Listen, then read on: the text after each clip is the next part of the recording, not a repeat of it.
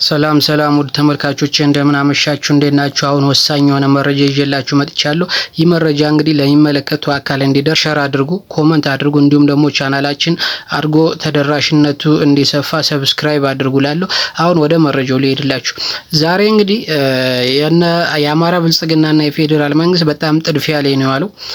ከነዚህ ውስጥ ደግሞ እንግዲህ ባለፈው የአዲስ የውጊያ እቅድ ማን ማርቀት እናለብን የጥቃት ቦታዎችን መለየት ከነዚህ ውስጥ እንግዲህ አዲስ የጥቃት ቦታዎችን መለየት ማን ላይ ጥቃት ማድረስ አለብን፣ ክረምቱ ከመግባቱ በፊት ከኤርትራ ጋር የምናደርገውን ክረምት ልንከፍተው ያሰብነውን ጦርነት ማራዘም ምናምን የሚል መረጃ አድርሰንላችሁ ነበር። ዛሬ ደግሞ እንደ አዲስ ይህንን ጸድቋል። የነበረው መረጃ እንዳለ ሆኖ ዛሬ ደግሞ እንግዲህ ከመከላከያ ተራባል ደህንነቶችን ወደ መከላከያ አስገብቷል። ደህንነት የሰለጠኑ የመከላከያ አባላት እንግዲህ መከላከያ መስለው እንዲማረኩ ማድረግን ጨምረዋል ማለት ነው ዛሬ። ስለዚህ እንዲማረኩ አድርገው ጥቃት ማድረስ ማለት እነዛ ውስጥ የገቡት እዛው ውስጥ በተለይ ፋኖን ከመከላከያ ወጥቼ ከፋኖ ጋር መታገል እፈልጋለሁ ብለው እስከነ መሳሪያቸው እንዲቀላቀሉ ማድረግ የሚል እቅድ ተነድፏል ማለት ነው። ስለዚህ እነዚህ ምንድነው በብዛት ይገባሉ። በብዛት ገብተው ውስጣችሁ ያጠናሉ፣ መውጫ መግቢያውን ያጠናሉ።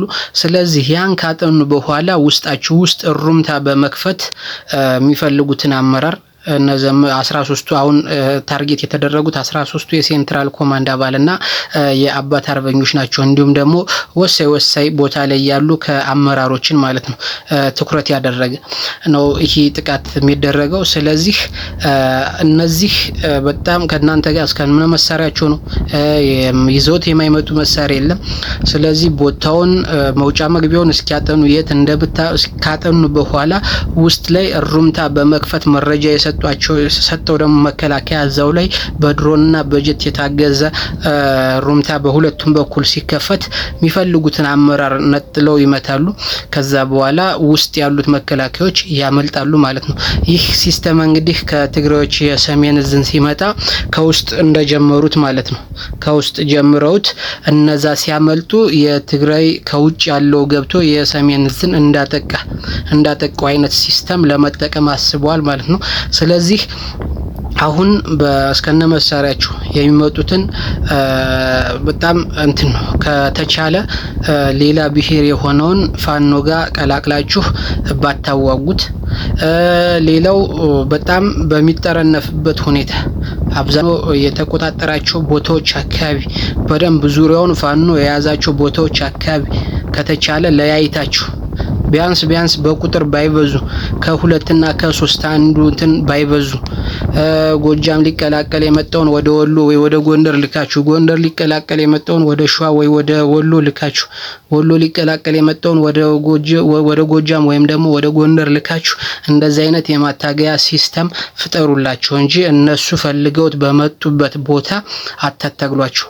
ሌላው እነሱ ይዘውት የመጡትን መሳሪያ ተቀብላችሁ አነስ ያለ ክላሽ መስጠት አለባችሁ ለነሱ እንጂ ብሬን ተኳሽ ስናይፐር ተኳሽ ምናምን አታድርጓቸው።